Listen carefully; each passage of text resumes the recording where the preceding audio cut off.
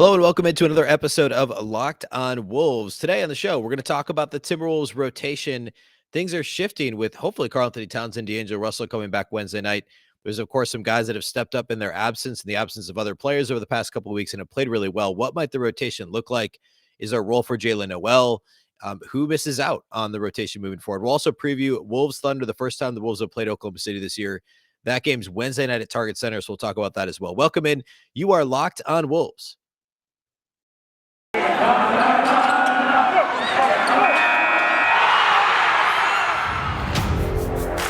You are Locked on Timberwolves, your daily Minnesota Timberwolves podcast.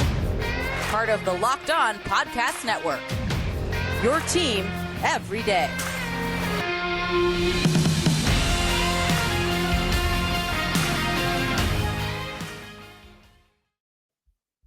Hello and welcome to the Locked On Wolves podcast, part of the Locked On Podcast Network, your team every day. My name is Ben Beecken. I'm the host of Locked On Wolves. I'm also the editor of Dunking with Wolves, the Timberwolves site on the Fansided Network.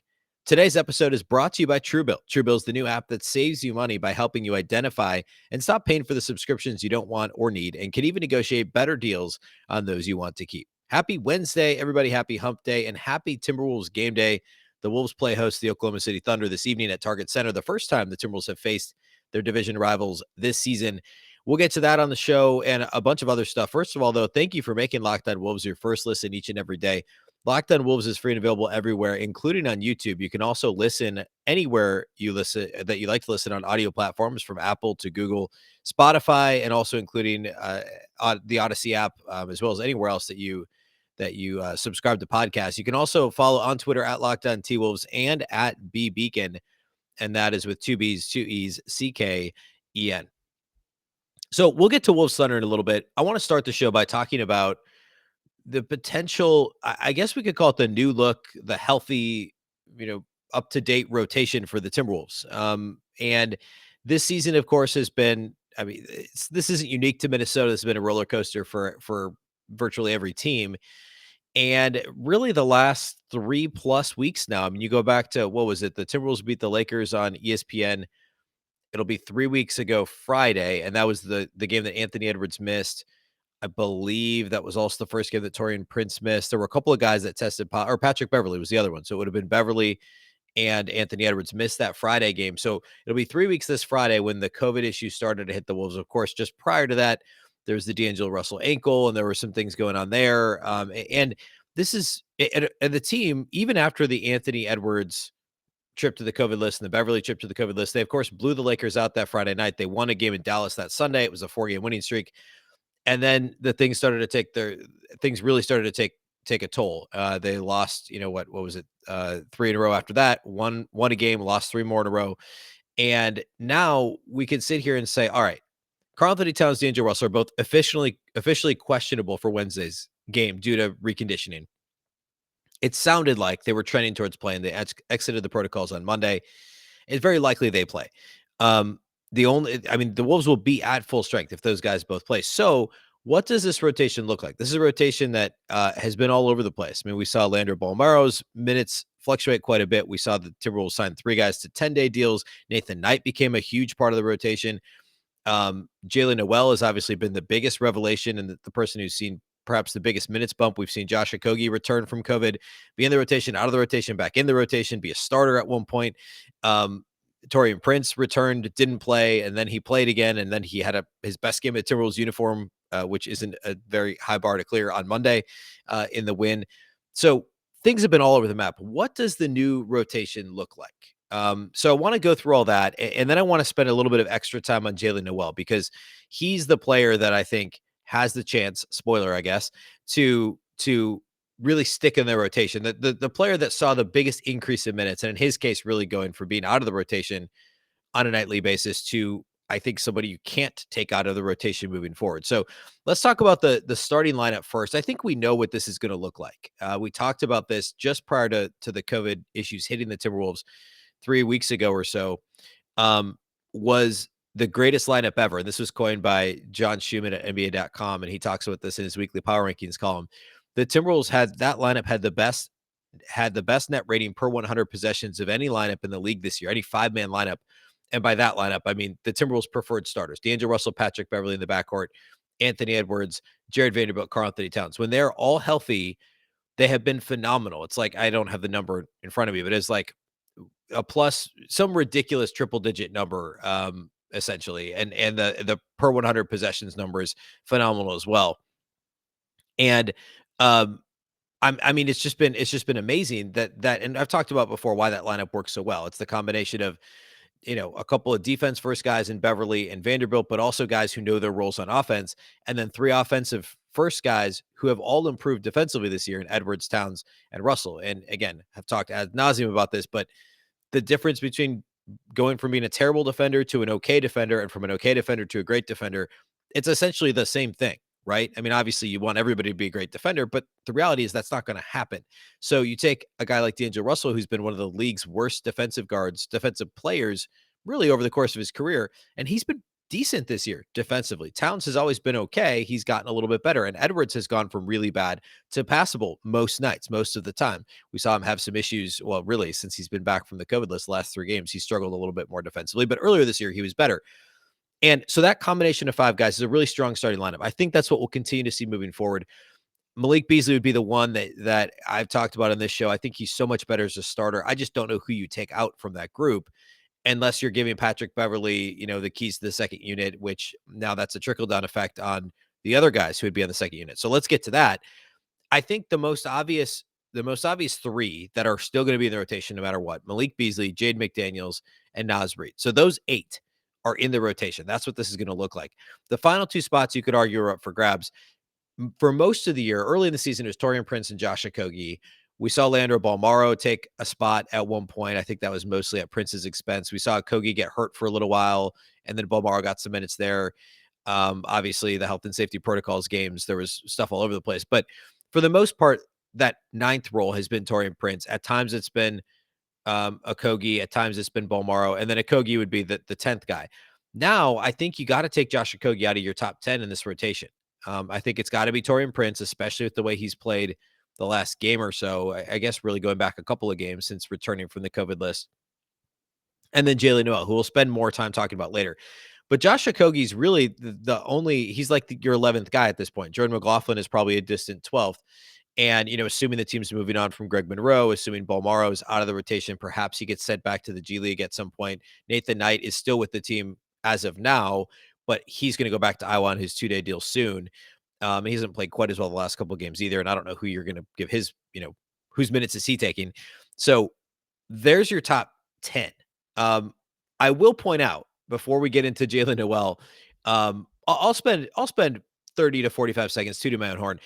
Before the season, go back to August, September, my top 10 was exactly what this top 10 was. And I said the 10th spot would be between Josh Okogie and Taurean Prince. I thought Jaylen Nowell should have been in the rotation for the beginning of the season. I thought he was probably the 9th man and kind of your instant offense guy off the bench. And I also thought that Jared Vanderbilt probably would come off the bench too. And I thought it was more likely that Malik Beasley could get a starting role for the Timberwolves. And well, actually, sorry, I assumed Patrick Beverley would be coming off the bench, and he was to start the season. And I thought that Beasley would be in the starting lineup.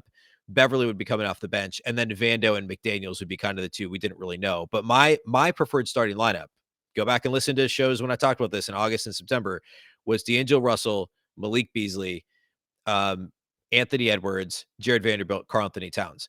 I thought Jaylen Nowell should be in the rotation. I thought Patrick Beverley would be the point guard off the bench. You're essentially I guess Nowell's the 6th man and Beverly's kind of your other first guy off the bench.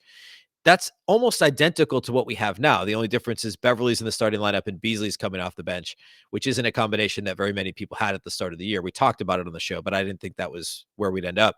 But I thought Okogie would be the 11th guy because he is the one guy in that group that is extremely one-dimensional. He doesn't do much besides be a good on-ball defender and a solid team defender, and he's good in transition. But every one of those other guys has either additional upside and can do multiple things, like a Jade McDaniels, or is a good shooter, like a Taurean Prince, who has struggled this year from deep, but we know he's a good shooter, and he can also put the ball on the floor and do some things that Okogie can't do. Or Jared Vanderbilt, who at the start of the year we may have put in the same category as Josh Okogie, has now shown that he can be one of the better rebounders in the league a really good switchable defender. He can get steals and blocks, and he has found a role on offense where he can be effective without having to be too involved in the offense. But the Wolves have found a way to keep him involved enough that his minutes are positive minutes when Vando's on the floor. That much is clear. So the toot my own horn segment there is I had this top 10. If this is indeed the rotation moving forward, and if Jaylen Nowell is the 10th guy and Josh Okogie's out of the rotation, this was my 10. And this was also what I was really keying in on before the season was the depth of this team. If Josh Okogie's your 11th guy, you've got a pretty deep team. Josh Okogie's still a borderline fringe, rotation player in the NBA. He's not a terrible player, but it's a good problem to have if you got 10 guys that are better than him. Jaylen Nowell brings more to the table. He's improved a little defensively. Well, we'll get to him in a second. Malik Beasley obviously brings more to the table. Taurean Prince can shoot the ball, can defend a little bit. Jaden McDaniels has a ton of upside. He's probably next to Patrick Beverley, the second best individual defender on this team, and has added over the past couple weeks. The offenses look great. Obviously, Naz Reid's your backup center, and we know the 5 starters are all starting for a reason. Josh Okogie's your 11th guy, and then Jordan McLaughlin's your, after that. That's your starting 10 or your starting 5 in your top 10, your rotation. And I feel good about nailing that before the season. I remember the conversation I had with Josh Lloyd at Locked On Fantasy Basketball, and he was shocked that I had Jaylen Nowell in my rotation, and he thought he was more just a stats guy to fill in, and the Wolves would end up going with Taurean Prince. And I thought between the two of them, there was a chance Nowell would get on the floor more than Prince, and we'll see moving forward. Obviously, Prince has the size and the positional flexibility to be able to play the 3 and the 4, whereas Nowell's going to be at the 1 or the 2. But I think that Jaylen Nowell is going to see a lot of run. So what I want to do next is I want to talk about what his role is and why I think he can succeed as essentially the de facto backup point guard. If Patrick Beverley and D'Angelo Russell are both starting, what that means for Jaylen Nowell's role and why I think he will be really solid here moving forward for the Timberwolves. First, though, let's talk about the title sponsors of today's show, and that is, of course, our friends over at Truebill. Do you know why free trials renew without your consent? It's a business scam out to get you. Don't let greedy corporations pocket your money. Download Truebill to take control of your subscriptions. Truebill is the new app that helps you identify and stop paying for subscriptions that you don't need, want, or simply might have forgotten about. On average, people save up to $720 per year with Truebill. Because companies make subscriptions hard to cancel, Truebill makes it incredibly simple. Just link your accounts, and Truebill will cancel your unwanted subscriptions in just one tap. And your Truebill concierge is there whenever you need them to cancel unwanted subscriptions so that you don't have to. Truebill has over 2 million users and has helped save them over $100 million. Just like Matthew B., who says, in a matter of seconds, I saved $660 for the year on my DirecTV bill, saved $120 for the year on my SiriusXM bill, and saved $840 per year on car insurance. Don't fall for subscription scams. Start canceling today at truebill.com/LockedOnNBA. Go right now. Truebill.com/LockedOnNBA could save you thousands a year. Truebill.com/LockedOnNBA.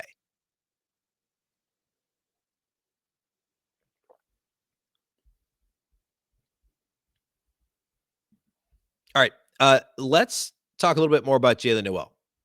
So regular listeners of the show know that I'm a huge Jaylen Nowell fan. I think he's been a guy, and I know there's kind of this talk now about like he realizes he needed to sit for a while to understand the ropes of the NBA. He was a one and done guy in college, or I think he played 2 years at Washington. But at any rate, there's this narrative now that he needed to sit for a little while. Maybe that's true. I don't know. It's not exactly the same as Aaron Rodgers sitting for 3 years behind Brett Favre, but whatever the case really is there, I've been a big fan of his game since he started seeing playing time last year. I think that in his rookie season, when he saw the floor at the NBA level, which wasn't often, he shot the ball really horribly, but he was really good in the G League. We saw that last year, really good in the G League. And then when he started to get minutes, January, February of last season, we saw the scoring potential that Jaylen Nowell had. He was terrible defensively, and he still was prone to these stretches where he couldn't buy a bucket from outside the arc. But we saw the scoring upside. We saw him score in the mid-range and in the paint, and we saw him really struggle defensively. So the question was, could he develop enough defensively or add some other element to his offensive game to force his way into the rotation? Well, early this season, he was simply the odd man out. We saw him play in Summer League in Las Vegas, and the Wolves tried to get him to expand his game a little bit. But we talked about this. The depth on this team, they really do go 11 or 12 deep in terms of rotation. I'm not saying all these guys are starting caliber talent in the NBA, but rotation level talent. goes 10, 11, 12 deep. So Nowell was the odd man out. He finally gets his opportunity really around the time the health and safety protocols, the COVID issues started to hit the Wolves in mid-December, and he's been really good. Now recently, with D'Angelo Russell out due to health and safety protocols, Jaylen Nowell has had the opportunity to actually initiate some offense with the second unit, which we saw a little bit of last year, and it was rocky at times, but there was just enough there to make you think that, hey, this guy might be able to do it. Um, Still, the shooting percentages are not eye popping. I mean, his career 3-point shooting percentage at the NBA level is 30.7%. He's 32.7% this year. That's not very good. He's shooting under 44% from the field. His effective field goal percentage is 49.7%. And his true shooting percentage is 51.1%. So those numbers, you want them to be a little bit higher. You even look at his G League numbers, and they're a lot better, which is part of the reason I still believe in his shooting potential, by the way. I think shot selection continues to be his biggest issue at this point. But in the G League in the 1920 season, he played 26 games, so not a terribly small sample, and shot 43.6% from outside the arc. He was an over 40% guy in college at Washington. Actually, yeah, and I was right earlier when I corrected myself. He played 2 years at Washington, but he was a 40%, 39.6% for 3-point shooter at Washington, 44% his senior year when he won Pac-12 Player of the Year.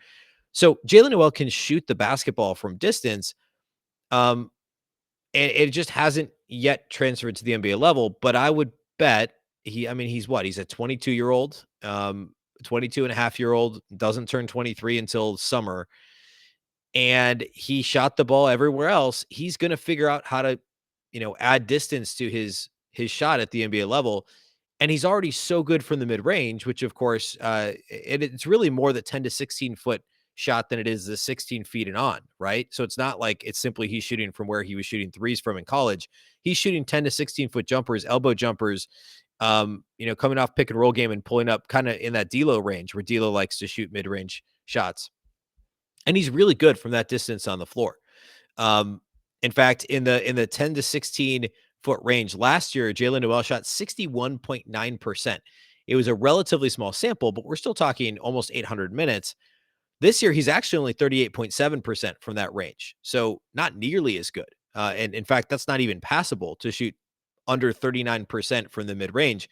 But if you could shoot somewhere in between there, if you can be closer to the 62%, again, in a larger sample in that range, then, you're an effective scorer. And I've said this before. I think that Jaylen Nowell's game is a really intriguing mix of, and I'm not at all suggesting he's going to be as good as either of these players moving forward, but a mix of D'Angelo Russell and Anthony Edwards. He's not as athletic, obviously, as Anthony Edwards. He's not as good of a shooter as D'Angelo Russell. He doesn't pass the ball quite like D'Angelo Russell, but it's that mix of bulldog mentality like Anthony Edwards, a little bit of mid-range and the shooting touch and some of the creativity. He's got more of D'Lo's creativity than Edwards, where Edwards is still working on developing that part of his game.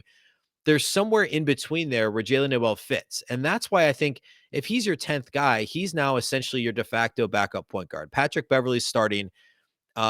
He may be part of the first substitutions, head to the bench, and Nowell plays with D'Lo, and then maybe D'Lo gets a rest and Nowell runs the second unit for a little while before Beverley comes back. So we might be talking 3 or 4 minutes in the second quarter, 3 or 4 minutes in the third or early fourth quarter, where Nowell's actually running the second unit without a true point guard, without a Russell or a Patrick Beverley on the floor.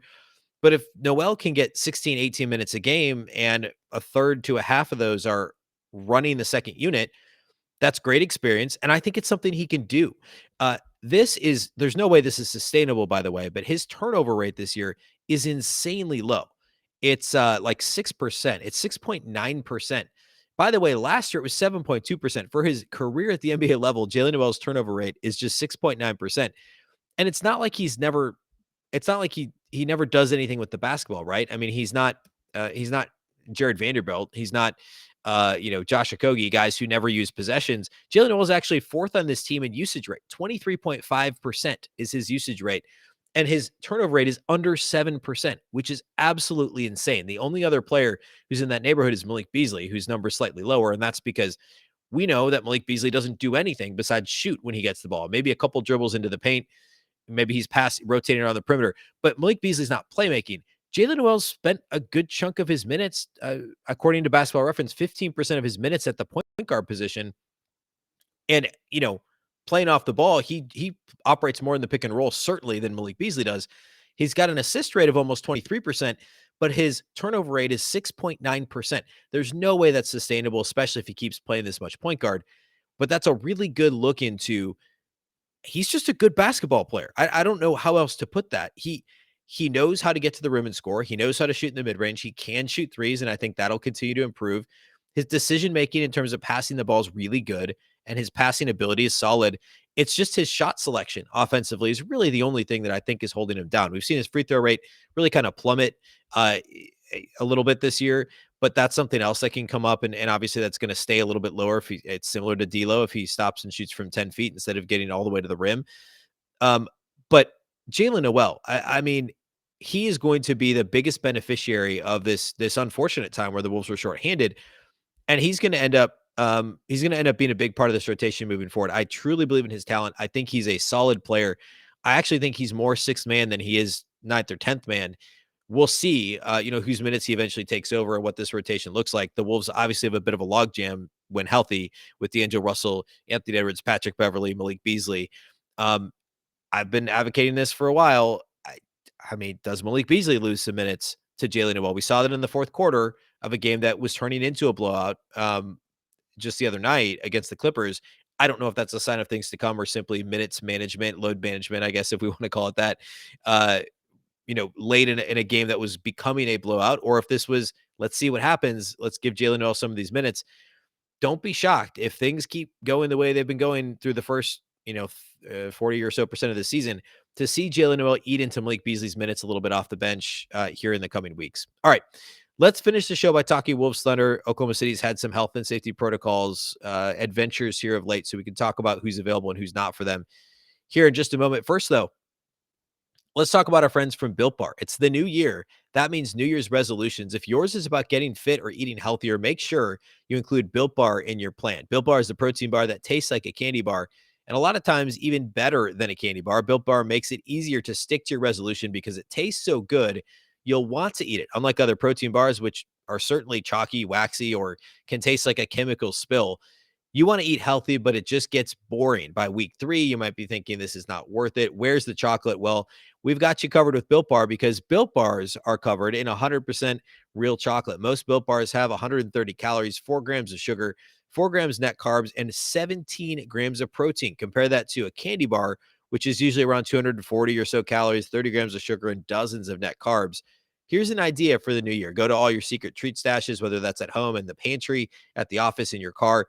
Throw out all the sugary or calorie-filled treats and replace them with Built Bars. So whenever you're craving a snack, you can reach for something that's healthy and genuinely tastes incredible. Even if you're not a big fan of working out, you can at least eat something that tastes good and is good for you. That way, when you enjoy a delicious Built Bar, you can almost count it as a workout. There's so many flavors to choose from: coconut almond, peanut butter brownie, raspberry cookies and cream, salted caramel, mint brownie, many, many more. I had an eggnog Built Bar today. I'm sure there's probably still some on the website. They are phenomenal. If you like eggnog, they taste amazing. Just like eggnog with chocolate, exactly what you'd want it to be.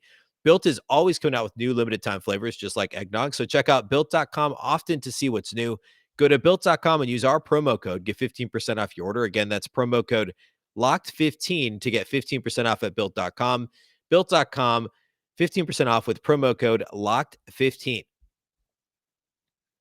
Let's also talk about our friends over at betonline.ag. BetOnline has you covered with more props, odds, and lines than ever before as football now continues the march, or I guess just completed its march through the college bowl season with just the national championship game upcoming. And now the pro football playoffs are only about a week away. BetOnline remains a week and a half or so. BetOnline remains your number one spot for all the sports action this season, this year. Head to the website or use your mobile device to sign up today. You can receive your 50% welcome bonus on your first deposit with our promo code LOCKEDON to receive your bonus.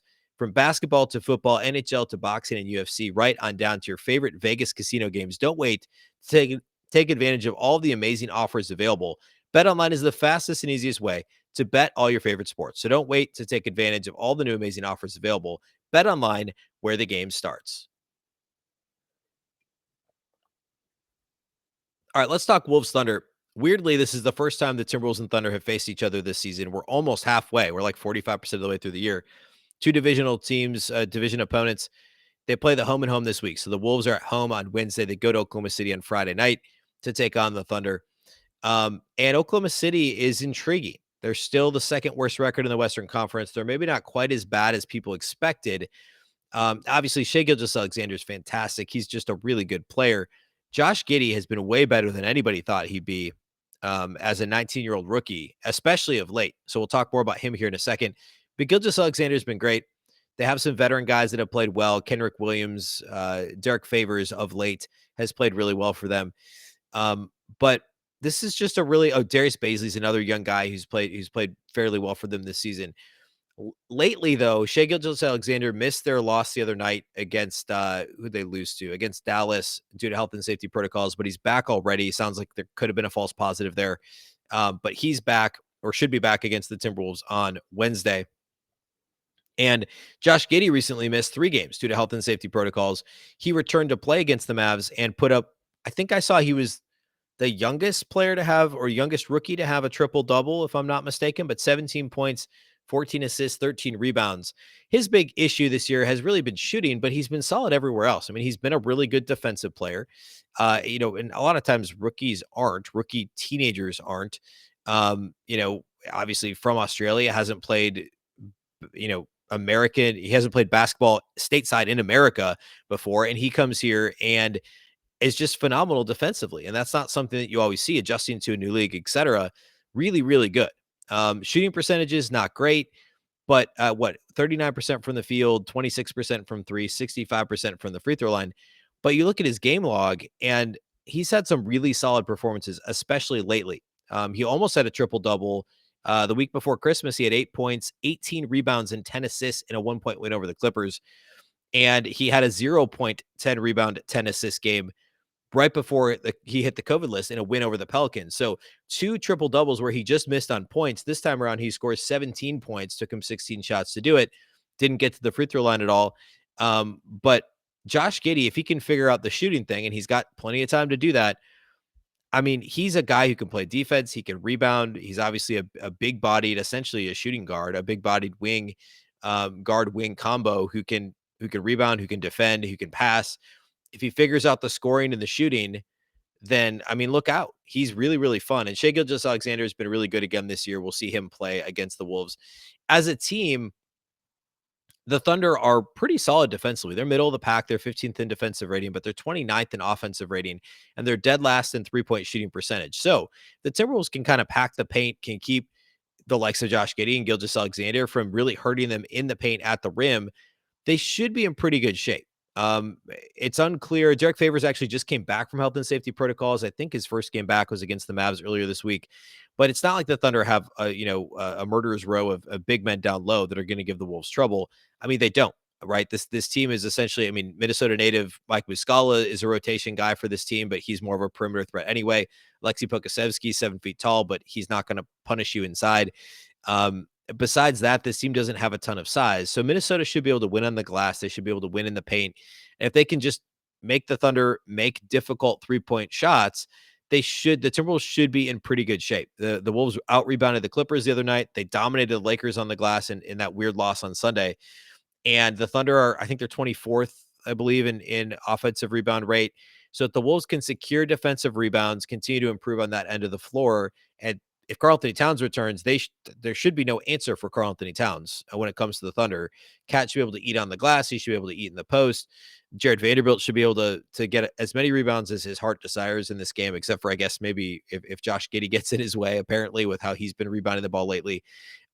This is an extremely winnable game, obviously, for Minnesota. However, if SGA and Josh Giddey indeed both play, which is what's expected, the Thunder will have, you could argue, their best 2 players. Maybe not earlier this season. You wouldn't say that about Josh Giddey, but the way he's been playing of late, you have to consider him one of their better players. And that pairing plus, some of the other guys, the Pokusevskis, Derek Favors is a solid veteran. Kenrick Williams is good off the bench. Mike Muscala has been really good for them this year. I mean, this is a better team than people thought they would be. It's still a team that the Wolves should be able to beat twice this week if they're healthy and if they can play. If they play like they did against the Clippers Monday, they should win each of these games really by double figures. So of late, though, the Thunder have been playing fairly well.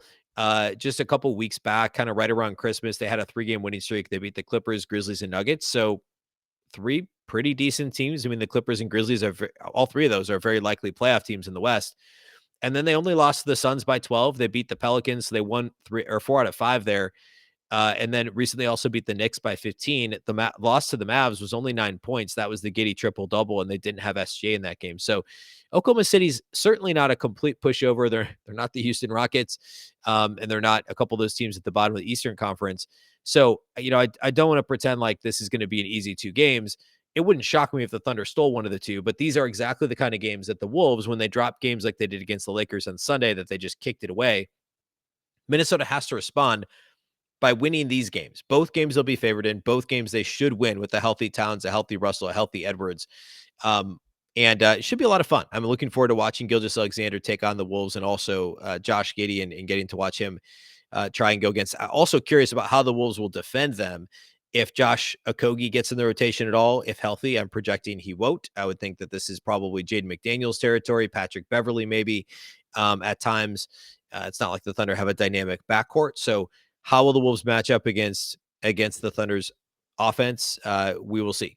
So Wednesday night, following the game, we will have the post-game pod, of course, posting late Wednesday. That will be Thursday's pod.